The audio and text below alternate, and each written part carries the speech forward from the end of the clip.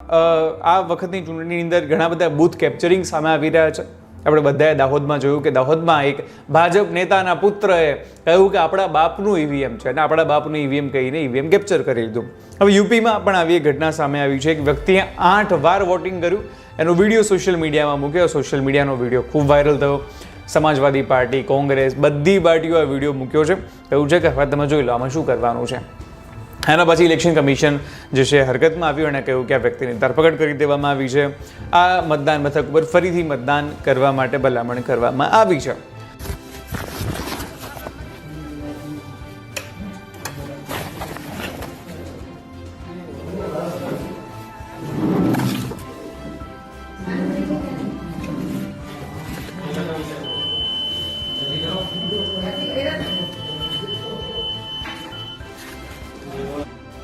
ये है नंबर दूसरा.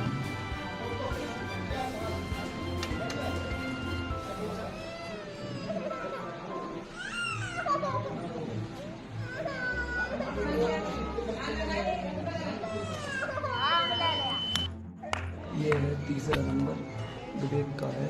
ठीक है, मैं डाल रहा हूँ वोट, देख लो. तीसरा नंबर है.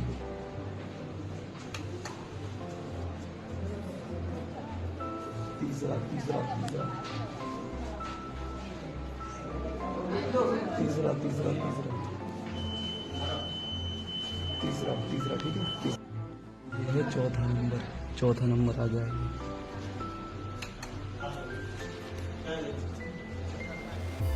पांचवा बेटा, ये पांचवा देख लो. पांचवा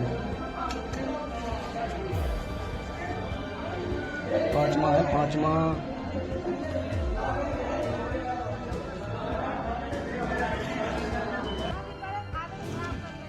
5 वोट डाल चुका हूँ. छठवां लेके जा रहा हूँ और ये भी वोट पड़ेगा. छठवां भी वोट पड़ेगा जी, बिल्कुल छठवां पड़ेगा. छठा वोट.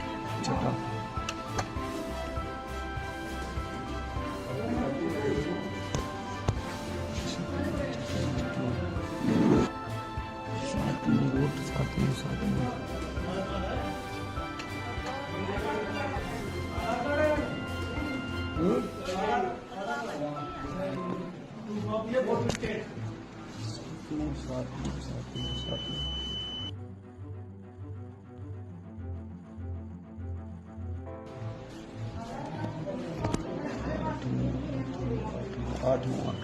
પ્રશ્ન હવે ઊભો થાય છે કે ઠીક છે, ચલો આ તો એ વ્યક્તિએ પોતે સામેથી વિડીયો મૂક્યો અને ખબર પડી કે આ વ્યક્તિ આવું થઈ રહ્યું છે, પણ શું ચૂંટણી પંચ શું કરી રહ્યું હતું? ત્યાં રહેલા અધિકારીઓ શું કરી રહ્યા હતા? ત્યાં જે સીસીટીવી કેમેરા હોય છે એમાં શું ચેક થઈ રહ્યું હતું?